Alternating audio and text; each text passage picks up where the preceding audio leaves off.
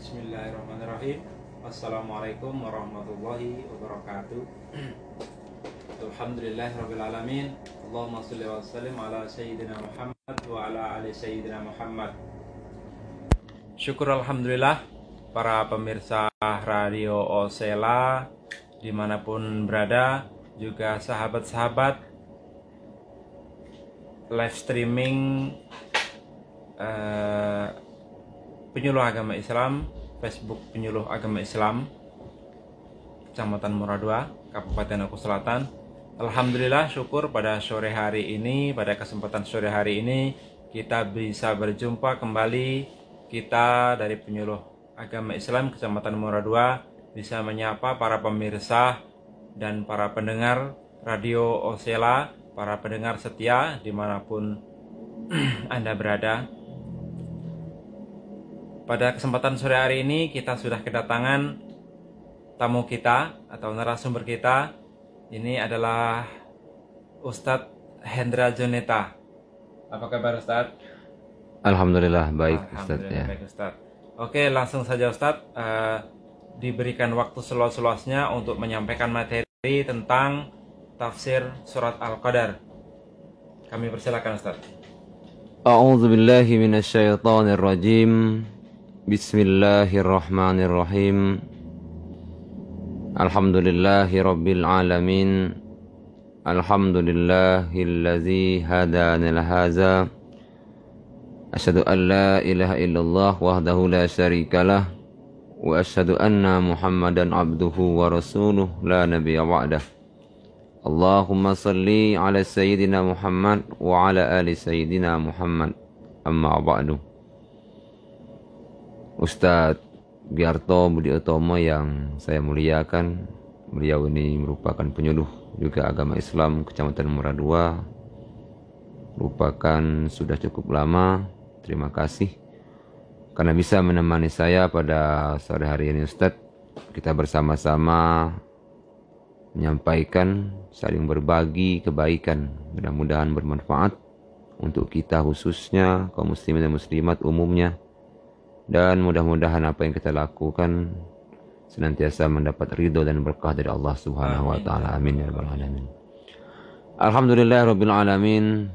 Sahabat pendengar Radio Osela 95,4 FM dan sahabat Facebook live streaming Penyuluh Agama Islam Kecamatan Muradua, Penyuluh Agama Islam Kabupaten Ogan Komering Hulu Selatan, dan Penyuluh Agama Islam seluruh Indonesia yang kami hormati dan yang kami muliakan. Segala puji hanya bagi Allah, Tuhan semesta alam, yang telah memberikan nikmat begitu banyak kepada kita sehingga kita tidak mampu untuk menghitungnya. Wa in ta'du ni'matallahi la tahsuha. Sesungguhnya engkau tidak akan mampu menghitung nikmat-nikmat Allah yang Allah berikan kepada kita. Alhamdulillahirabbil alamin. Dengan ucapan alhamdulillah, mudah-mudahan mewakili sebagian dari syukur atas kehadirat Allah Subhanahu wa taala atas nikmat yang dilimpahkan kepada kita, dan karena syukur tersebut Allah menambahkan nikmat-nikmatnya kepada kita. Salawat beserta salam kepada Nabi besar Muhammad sallallahu alaihi wasallam. Allahumma shalli ala sayyidina Muhammad wa ala ali sayyidina Muhammad. Salawat ini kita sanjungkan, kita sampaikan kepada Rasulullah sallallahu alaihi wasallam. Dan saya pribadi merasa yakin bahwasanya siapa yang saya ucapkan selawat itu akan dijawab langsung oleh Rasulullah SAW. Allah akan membalas selawatnya dan malaikat akan berselawat kepadaku, kepada orang yang berselawat. Ini satu keutamaan selawat. Dan jika kita senantiasa melazimkan selawat dalam kehidupan sehari-hari, mudah-mudahan kita akan mendapatkan cintanya Rasulullah, sehingga kecintaan itu menjadikan kita umatnya yang mendapatkan syafaatnya di yaumil akhir kelak. Amin, amin ya rabbal alamin. Baiklah hadirin pendengar sekalian Radio Osela dan sahabat Facebook Penyuluh Agama Islam dan Ustadz Giarto, pada tema sore hari ini menjelang berbuka puasa, kami ucapkan bagi yang menjalankan ibadah puasa, semoga ibadah puasa ini semakin hari semakin baik dan selamat menjalankan ibadah puasa, dan tetap harus bergairah. Karena semakin ujung ini semakin genting, ujian semakin kuat, tubuh mulai semakin lelah, yang kadang-kadang kita mulai lemah sehingga banyak yang berguguran.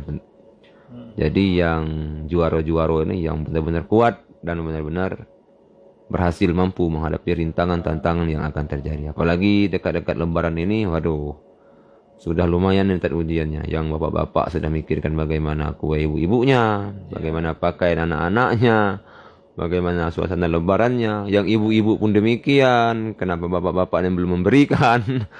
Dan terus ini godaan-godaan semacam ini setiap tahun kita temui di bulan Ramadan. Apalagi di akhir Ramadan kadang-kadang ibadah tidak sempurna lagi. Asar kadang tinggal, maghrib lalai karena terlalu fokus kepada hari lebaran. Padahal di akhir Ramadan ini sangat utama hari-harinya, lebih utama dari hari-hari yang awal. Saudaraku sekalian, kaum muslimin dan muslimat rahimakumullah, pada kesempatan ini kami berusaha untuk menyampaikan tafsir Ibnu Katsir daripada surat Al-Qadar yang kita lazim, yang kita sering dengar di akhir Ramadan ini. Ayat ini sangat populer di kalangan kita, kaum muslimin dan muslimat. A'udzubillahi minasyaitonirrajim. Inna anzalnahu fi lailatul qadar wa ma adraka ma lailatul qadar. Lailatul qadri khairum min alfi syahr.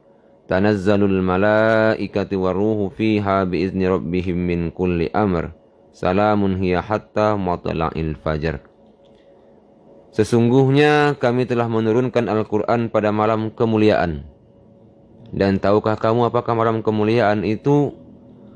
Malam kemuliaan itu lebih baik daripada 1000 bulan. Min alfi syahr.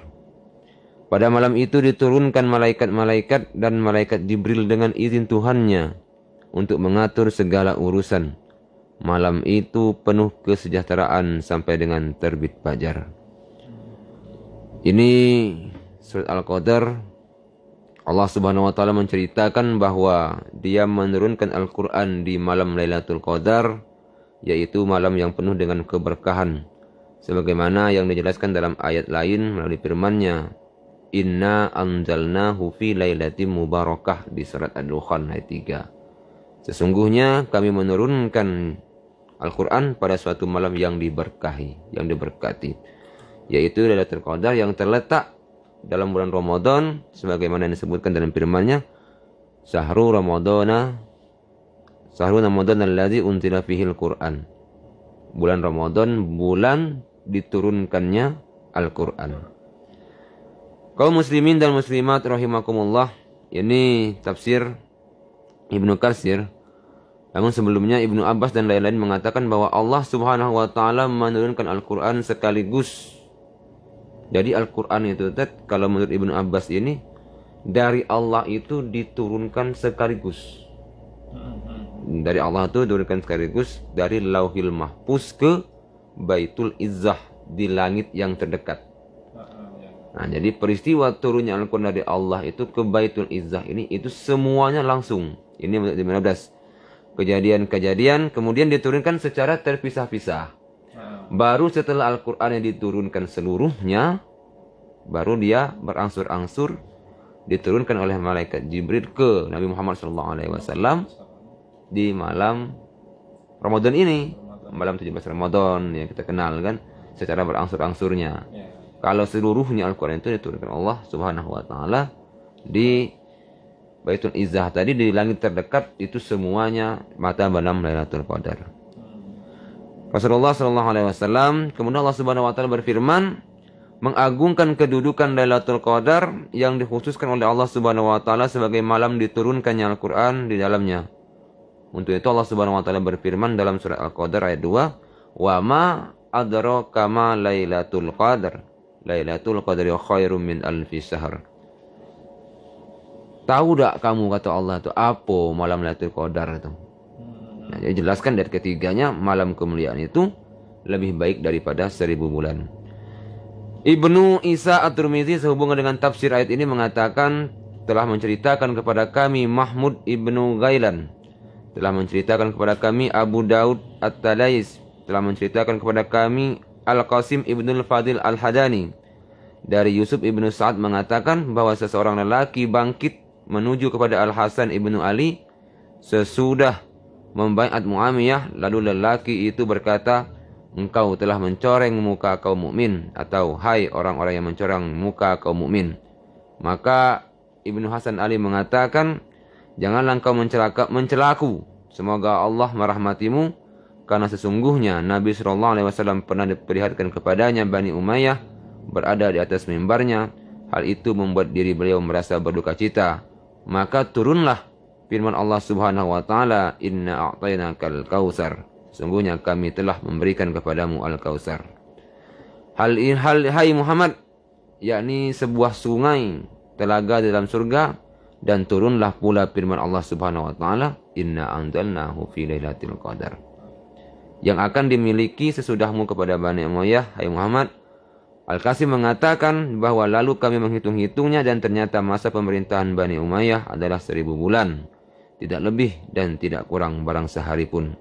Kemudian Imam Tirmizi mengatakan bahwa hadis ini gharib. Kami tidak mengenalnya melainkan melalui jalur ini, yaitu melalui hadis Al-Qasim Ibnu Fadil. Dia adalah seorang yang berpredikat siqah, dinilai siqah oleh Yahya Al-Qattan dan Abdurrahman Ibnu Mahdi. Imam Tirmizi mengatakan bahwa gurunya bernama Yusuf Ibnu Sa'ad yang dikenal dengan nama Yusuf Ibnu Mazin. Dia adalah orang yang tidak dikenal, dan hadis dengan lapas yang seperti ini tidak dikenal melainkan hanya melalui jalur ini. Nah, jadi begitu alur daripada turunnya Al-Qadar ini. Ada juga suatu riwayat mengatakan di zaman kaum Bani Israel ada umat itu beribadah yang tidak pernah melakukan kesalahan. Jadi dia hidup dalam masa 1000 tahun, selama itu dia tidak pernah melakukan kesalahan. Rasulullah menceritakan itu kepada sahabat-sahabat. Jadi Rasulullah dari sahabat-sahabat ini bertanya, sungguh mulia orang tersebut. Ya, karena rasa mulia itu tadi, mereka ini merasa iri bagaimana dengan kami, bagaimana dengan kita umat Muhammad ini, kata para sahabat ini. Sedangkan mereka, bagaimana kita menyainginya dengan ibadah mereka yang umur dengan sedemikian rupa. Kita yang belum tahu ini bagaimana ya Rasulullah untuk menyaingi amalan tersebut. Sedangkan umur kita, umat Nabi Muhammad rata-rata udah nyampe 70 tahun. Jadi ya, turunlah ayat ini sebagai pengimbang, penghibur katakan, dan juga sebuah hal yang sangat luar biasa kepada Muhammad SAW sebagai kasih Allah kepada umatnya. Beliau mengatakan, barang siapa yang menemui ibadah pada malam itu, maka ia sama dengan beribadah selama 1000 bulan. Nah, jadi 1000 bulan itu kalau kita hitung itu 84 tahun kurang lebih. 84 tahun. Jadi kita bisa beribadah hitungannya selama 1 malam sama dengan beribadah selama 1000 bulan atau 84 tahun yang umur kita tidak sampai. Kata Rasulullah SAW, sesungguhnya umatku berada pada umur 63, 70, dan sangat sedikit yang lebih dari itu. Disampaikan Rasulullah SAW, sangat sedikit umatnya yang sampai dari umur tersebut. Jadi mayoritas umat Muhammad SAW ini berada pada usia-usia tersebut. Nah, untuk itu kaum muslimin dan muslimat rahimakumullah, bahwasanya malam Lailatul Qadar ini banyak riwayat, namun riwayat yang paling mendekati, yang banyak diakui dan jumhur ulama juga sepakat, yaitu bahwasanya malam Lailatul Qadar ini ada di malam-malam ganjil. Malam-malam ganjil. 21, berarti malam ini malam ganjil ini, 21, 23, 25, 27, 29. Tetapi saat ini bahaya. Ini yang perlu kita ingatkan terhadap rekan-rekan sekalian para pendengar. Bukan berarti pasti di malam ganjil. Karena jangan sampai kita berpikir malam Lailatul Qadar itu ada di malam ganjil sehingga melalaikan malam-malam genap. Iya, fokus kepada malam ganjil, malam genapnya tidak dipedulikan, hanya sekedarnya saja. Itu hanya Allah. Mengapa Allah mengatakan merahasiakan malam-malam Lailatul Qadar itu? Supaya kita ini lebih giat mencari. Kalau kita tahu, sudah tahu bahwa malam ini Lailatul Qadar, ya maka 8 hari atau 9 hari ke depan, ya namanya kita manusia, aku lah ibadah selama 84 tahun. Jadi tidak perlu lagi gitu nih ibadah ke depannya. Nah ini sebuah efek daripada rahasia ngapo malam Lailatul Qadar itu menjadi rahasia, tidak punya kepastian yang pas. Sebenarnya ada waktu itu sebuah riwayat mengatakan Rasulullah ingin menyampaikan kapan malam Lailatul Qadar itu terjadi. Tapi pas beliau ingin menyampaikan, ada pertengkaran yang beliau saksikan, sehingga aku tidak jadi menyampaikan malam itu, kapan malam itu terjadi, karena aku melihat pertengkaran. Nah ini sebuah riwayat yang kami pelajari dan kami baca di Fadilah Amal. Di Fadilah Amal. Oke Ustadz, para pendengar yang dirahmati Allah, kita telah menyimak langsung tadi yang disampaikan Ustadz tentang tafsir Lailatul Qadar. Oke ini Ustadz, begini Ustadz, jadi bagaimana kita untuk mendapatkan malam Lailatul Qadar, kemudian pada seperti yang Ustadz sampaikan tadi, pada sebelum malam terakhir ini biasanya kita Ustadz lebih banyak yang mulai sibuk dengan aktivitas duniawi. Nah, bagaimana Ustadz untuk kita agar tetap tidak terpaku dengan aktivitas duniawi, kemudian kita bisa untuk bersemangat mencapai mendapatkan Lailatul Qadar ya Ustadz. Kiat-kiatnya itu ya. Ya, Biar kita bergairah untuk meroleh Lailatul Qadar. Kalau saya pribadi itu bersumber dari kalau hari ini lebih baik dari hari kemarin, maka engkau akan termasuk orang yang beruntung. Inilah sebagai motivasi, dan kiat-kiatnya tentunya tubuh itu harus sehat. Tidak bisa kita fokus ke ibadah kalau sakit. Nah jadi iya, tidak bisa kepala pening, dada senang kan, nak menghidupkan malam. Nah, jadi inti pertama itu jaga kesehatan. Jaga kesehatan jadi dengan menjaga makanan. Karena tubuh kita semakin hari ini, di akhir ini, seperti yang saya sampaikan di awal, itu semakin lemah. Sudah terus sering begadang, ya badan ini letih, dan itulah banyak yang menggugur tadi. Jadi setiap akhir Ramadan ini tidak sedikit mengguguran karena kurang menjaga kesehatan. Itu dari mana kita menjaga kesehatan? Dari cara berbuka, Ustaz. Cara berbuka. Karena tidak sedikit puasa ini yang tadinya tidak biasa jadi luar biasa. Karena membalas dendam di waktu buka.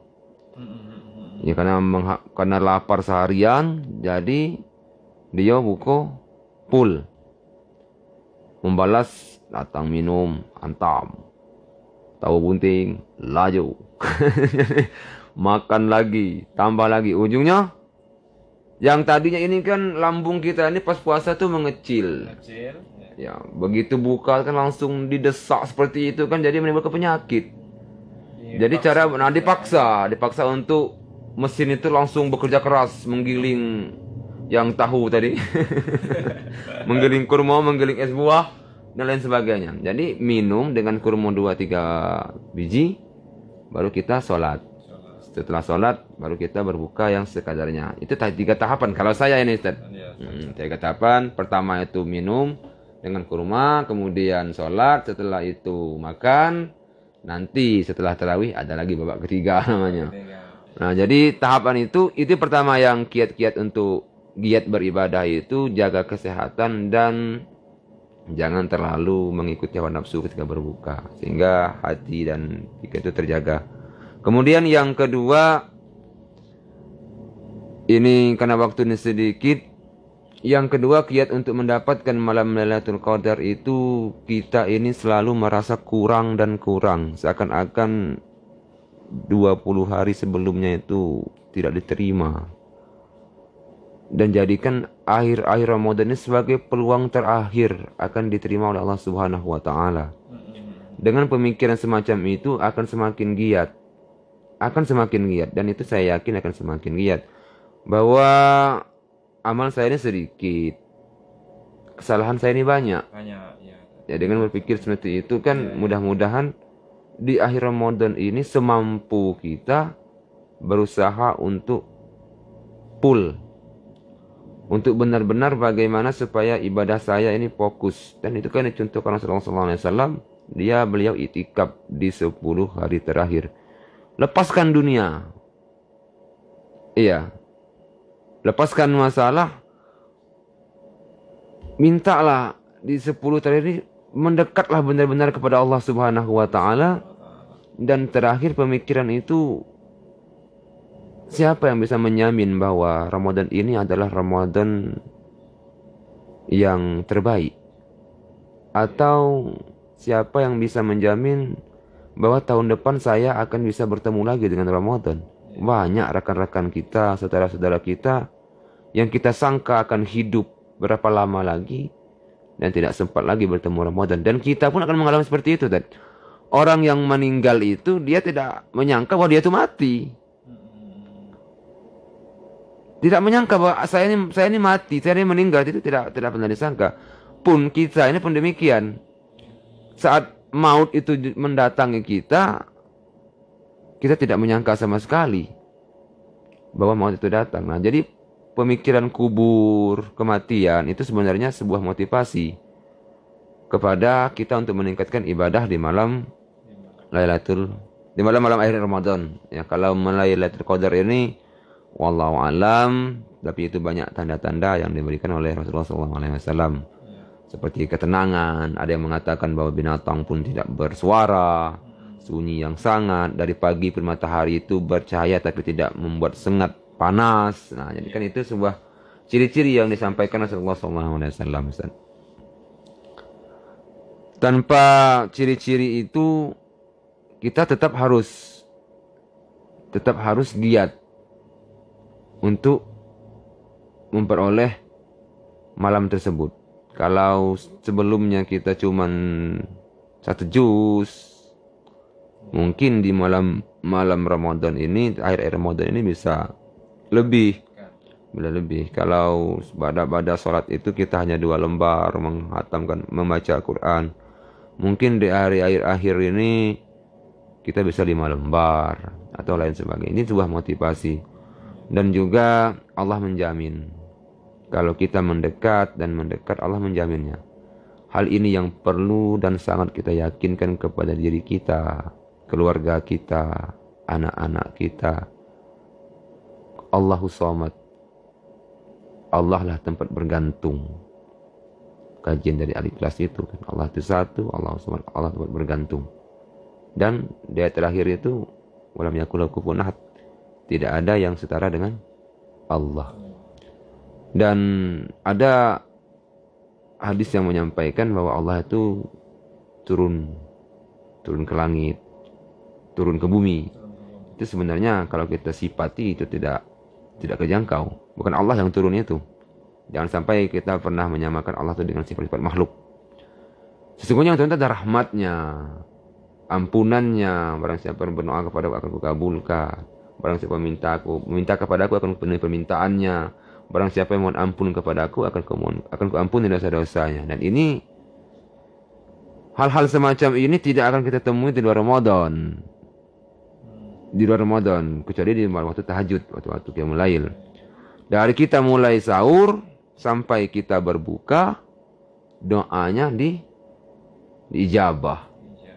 Nah, jadi itu harus kita tetap istiqomah menjalankan keyakinan seyakin-yakinnya, Allah melihatku, jika aku tidak mampu melihatnya, sesungguhnya Allah melihatku. Jadi ini kajian yang singkat tentang Lailatul Qadar. Salamun ya hatta matla'il fajar, keselamatan bagi mereka, kesejahteraan bagi mereka, kedamaian bagi mereka. Bayangkan malaikat Jibril pun turun dengan rombongannya, ya kan, di malam itu dan di malam-malam Lailatul Qadar ini sampai terbit fajar. Berarti panjang itu. Jadi kalau kita banyak jingok itu, istilahnya kita bayangkan dalam keramik malaikat tuh. Sampai mereka itu terbit fajar. Sampai terbit fajar bersamaan dengan orang-orang yang beribadah di malam Lailatul Qadar tersebut. Nah, jadi ini haknya Allah. Tidak untuk kemungkinan Ustaz Giarto dan saya sangat mengharapkan Ustaz Herpin juga yang bisa menerima, dan itu bisa kita rasakan setelah Ramadan pastinya. Apakah kita semakin baik atau semakin buruk? Iya. Atau hanya standar-standar saja? Ya disitulah kita menentukannya. Kalau di Ramadan ini belum bisa kita menentukannya. Menentukan itu tuh kita memperolehnya atau tidak. Ya kita, perasaan Ustaz Biarto dengan perasaan saya dengan perasaan Ustaz Erpin tidak akan pernah sama. Iya. Iya. Apakah ibadahnya meningkat? Apakah kedekatan dengan Allah itu semakin erat? Dan lain sebagainya. Kelebihan-kelebihan yang kita rasakan di setelah Ramadan, Ustaz. Nah, jadi itulah sedikit pembahasan kita tentang malam Lailatul Qadar dan akhir-akhir Ramadan. Mudah-mudahan bermanfaat karena waktu yang cukup sedikit. Kami cukupkan sampai di sini, Ustaz, pembahasan itu. Dan beberapa lama lagi kita akan berbuka puasa. Kami ucapkan selamat berbuka puasa bagi yang menjalankan ibadah puasanya. Sebagai kalimat terakhir, dengan cara apa lagi Allah memberikan nikmat kepada kita? Kekayaan, harta, kesehatan Allah berikan, namun mengapa masih enggan untuk bersyukur, beribadah kepada Allah Subhanahu wa taala? Ingatlah kuburmu, kamu sendirian. Kalau baik kamu dalam kuburmu, maka akan baik kamu sampai akhirnya nanti. Jadi introspeksi, kapan lagi kita mau berubah? Saat ini saat yang paling tepat untuk kita memulai hijrah, mencari ridho Allah. Begitu lelah kita mencari dunia, padahal dunia itu akan kita tinggalkan. Ayo kita gapai akhirat karena kita akan kekal hidup di sana selamanya. Mudah-mudahan Allah Subhanahu wa taala menuntun hati pikiran kita untuk istiqomah, senantiasa beribadah kepada Allah Subhanahu wa taala dan benar-benar berserah diri kepada Allah Subhanahu wa taala. Amin amin ya rabbal alamin. Dan semoga ibadah kita dari awal puasa kita sampai akhirnya diterima oleh Allah Subhanahu wa taala dengan kekurangan-kekurangan yang terjadi dalamnya karena kehidupan kita sebagai manusia. Mudah-mudahan Allah menerimanya. Cukup sekian dari saya. Kurang lebih saya mohon maaf, kepada Allah saya mohon ampun. Billahi taufiq wal hidayah. Assalamualaikum warahmatullahi wabarakatuh. Baik pemirsa, para pendengar Radio Osela dan juga FB Penyuluh Agama Islam,